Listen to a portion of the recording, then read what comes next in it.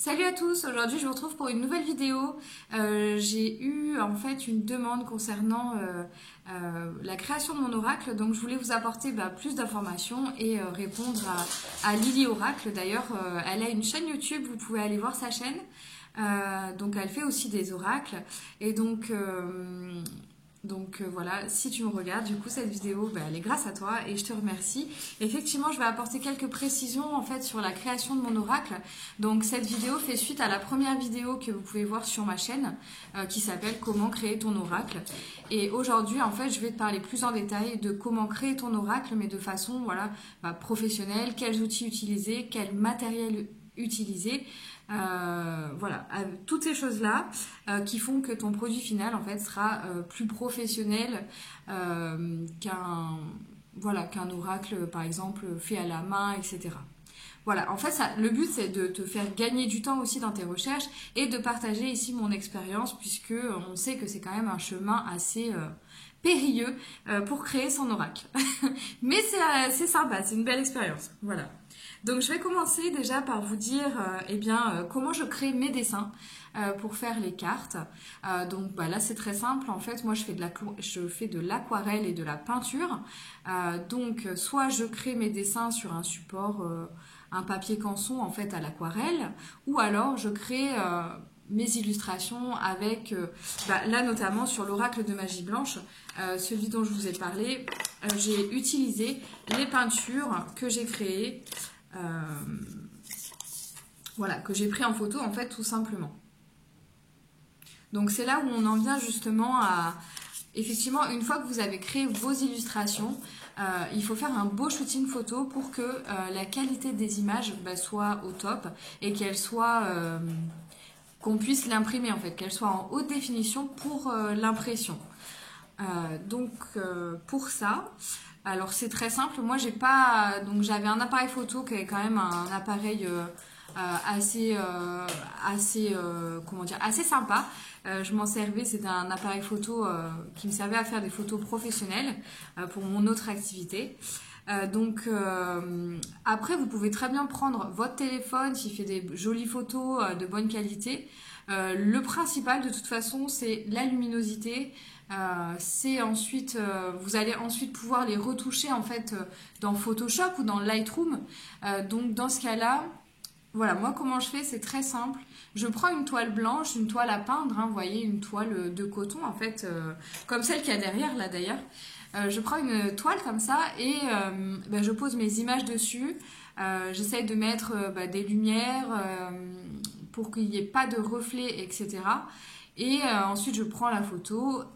Et voilà, comme ça, je prends toutes mes photos en fait d'un seul coup. Je fais un petit shooting en fait, mais voilà, je ne suis pas photographe. Je fais du mieux que je peux. Donc, le but, c'est vraiment de regarder la luminosité et c'est ça qui est primordial en fait, et de bien cadrer aussi votre photo pour qu'elle soit bien à plat et qu'elle soit bien en fait, qu'on puisse la modifier la plus simplement possible dans Photoshop et dans Lightroom. Donc voilà pour ça. Donc ensuite, une fois qu'on a réalisé le shooting photo, alors moi ce qui m'a aidé c'est que je fais de l'infographie, donc j'utilise la suite Adobe, tous les logiciels en fait de retouche d'images ou de création de documents comme InDesign, etc. Donc ça m'a quand même pas mal aidé. Par contre, il n'y a pas besoin non plus de savoir maîtriser vraiment tout ça parce qu'aujourd'hui, tu as quand même des outils sur Internet qui vont te permettre de créer des fichiers PDF en fait. Le but, c'est vraiment de créer des fichiers PDF. D'abord, déjà de modifier tes photos en fait. Donc, on en est au stade où on modifie les photos, donc ça tu peux le faire soit avec Photoshop, soit avec Lightroom.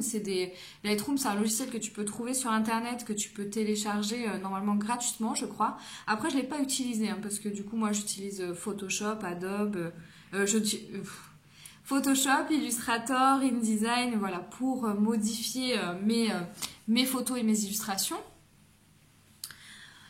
Donc voilà, donc si tu n'as pas de connaissances en infographie, tu peux utiliser Lightroom pour modifier déjà tes photos. Tu as aussi d'autres logiciels après hein, qui sont gratuits et qui sont assez simples d'utilisation. Le but, comme je te dis, c'est vraiment l'important, c'est la luminosité et de garder aussi la qualité de l'image en fait. Donc la qualité de l'image, c'est important qu'elle soit en 300 dpi pour pouvoir ensuite l'imprimer de bonne qualité. Voilà. Pour ceux qui utilisent, qui connaissent, qui ont des notions en infographie, vous pouvez bien sûr utiliser Photoshop, Illustrator et InDesign hein, pour monter, pour modifier vos photos et monter votre fichier aussi. Puisqu'après on va passer à la création des cartes. Donc la création des cartes, moi j'ai vraiment créé une maquette et là ici je sais pas si tu n'as pas de notion dans mon infographie, je sais pas si tu as des logiciels en fait qui te permettent de mettre des images, du texte assez facilement. Franchement à part Word mais c'est tout pourri, ça va te faire un truc tout pourri donc je sais pas du coup si...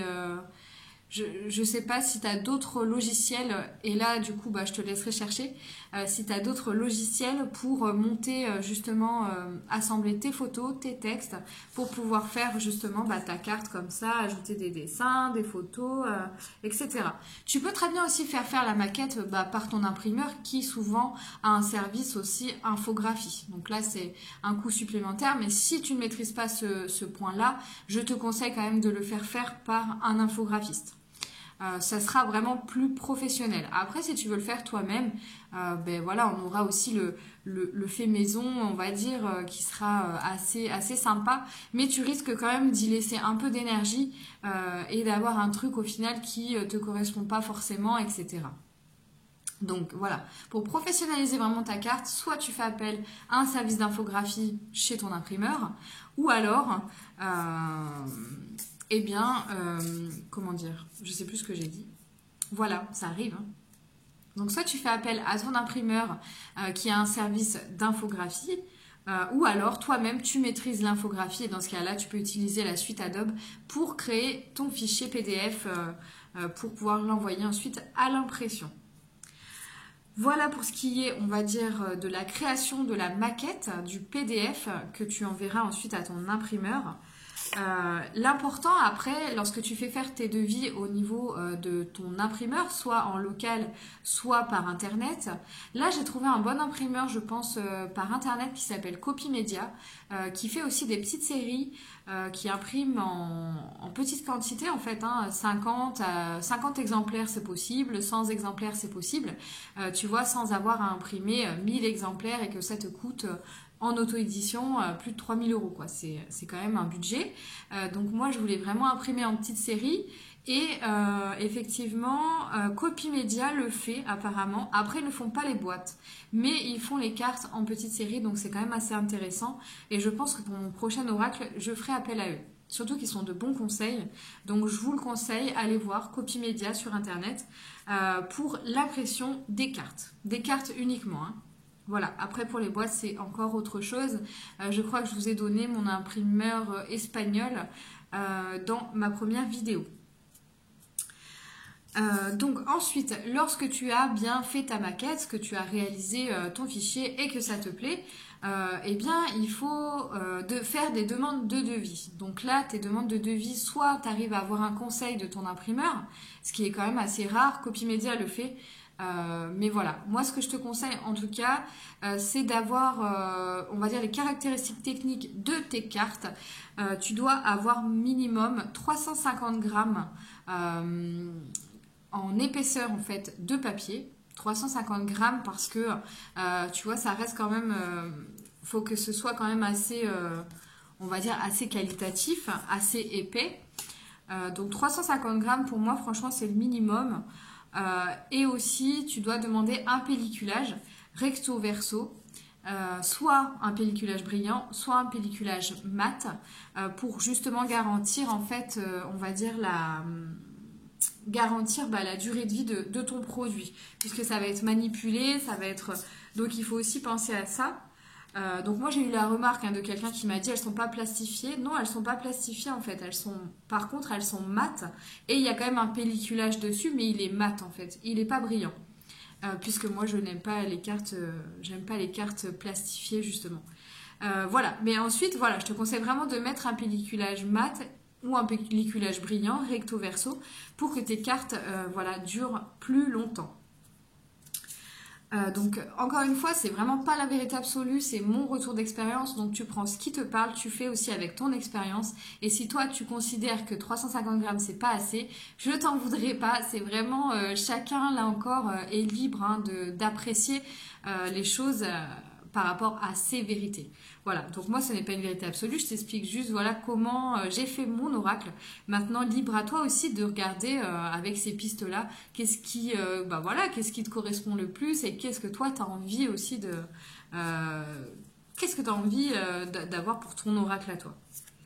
Donc voilà, donc ça c'est que lorsque tu fais ta demande de devis, ces caractéristiques techniques pour moi c'est la base et ensuite... Et ensuite, eh ben, tu fais imprimer ton oracle. Et là, tu dois t'occuper par la suite de ta boîte. Donc la boîte, j'ai tout expliqué normalement dans la première vidéo. Donc moi, j'avais choisi voilà, une boîte très simple en fait, comme une boîte à bijoux, parce que je l'ai trouvée solide. Et les boîtes cloches, très sincèrement, ça coûtait vraiment très cher.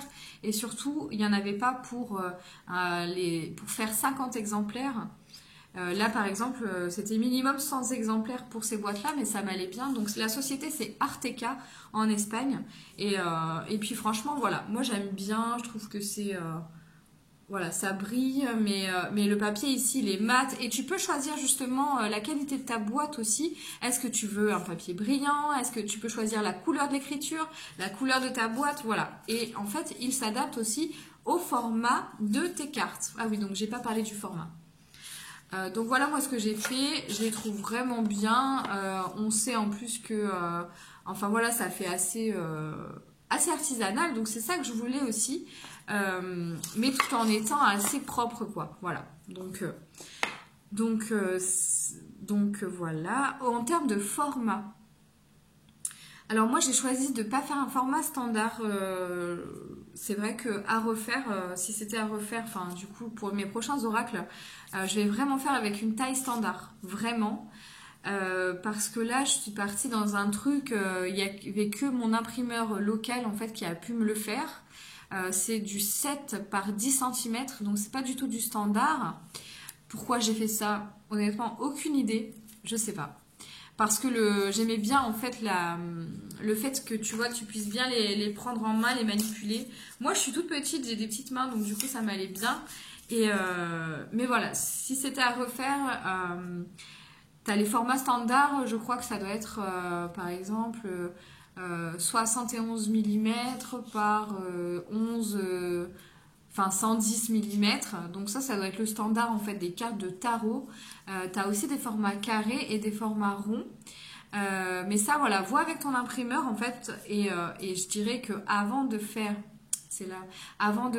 on va dire la maquette finale PDF que tu vas donner à ton imprimeur, ça il faut voir avec lui voilà quel format lui il propose, à quel prix etc, parce que ça peut vite monter si c'est un format spécial. En termes de coût ça peut vite monter puisqu'en fait les coupes sont faites à la main etc, donc là moi ça a été le cas en fait, les coupes étaient faites à la main etc, donc je vous conseille vraiment de prendre des formats standards pour vos cartes. Et là, votre imprimeur sera le meilleur conseiller pour vous dire, pour vous donner les dimensions, hein, puisque ça dépend de quelle forme vous voulez donner à vos cartes. Voilà, donc je crois que j'ai tout dit, j'ai éclairci les choses sur les formats, etc., sur le matériel utilisé. Au final, il n'y a pas besoin d'avoir beaucoup de matériel. Et puis c'est pareil, il y a toujours des solutions, c'est-à-dire que si vous n'avez pas des photos de bonne qualité, faites appel à un photographe peut-être pour faire une petite séance photo. Si vous n'avez pas de compétences en infographie, faites appel à un infographiste aussi, puisque voilà, c'est pas quelque chose en tout cas de compliqué, donc faites appel à un infographiste, renseignez-vous sur les tarifs, voir si ça rentre aussi dans votre budget, puisque le budget, il faut quand même faire attention et voilà, si après on veut le commercialiser à un prix assez correct en fait, voilà, ça peut vite exploser, donc regardez quand même, faites attention à votre budget. Et puis voilà quoi les amis. Hein. Et ensuite, c'est vrai que j'avais fait aussi imprimer la petite notice ici. Donc la notice, là pour le coup, c'est pareil, j'avais eu du mal à trouver quelque chose qui me corresponde. Donc ça, c'est pareil, c'est moi qui l'ai faite sur InDesign, très simplement. Et je l'ai faite imprimer aussi en local. Voilà. Mais après, donc là, je vais plutôt je pense, m'orienter vers des petits livrets. Hein. Les petits livrets aussi, c'est quelque chose que vous pouvez trouver, par exemple, je pense sur Exaprint, sur Copymedia aussi, je crois qu'ils en font des petits livrets. Donc ça, c'est intéressant aussi de le budgétiser. Et puis de faire une demande de devis et de vous faire conseiller sur le format.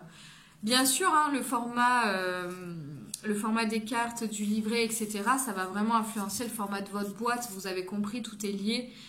Donc, c'est vraiment bien de choisir d'abord le format de vos cartes, comment dire, standard.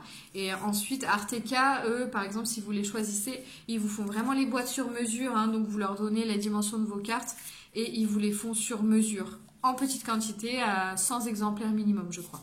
Voilà. Voilà, donc j'espère que cette vidéo vous aura été utile pour créer votre oracle.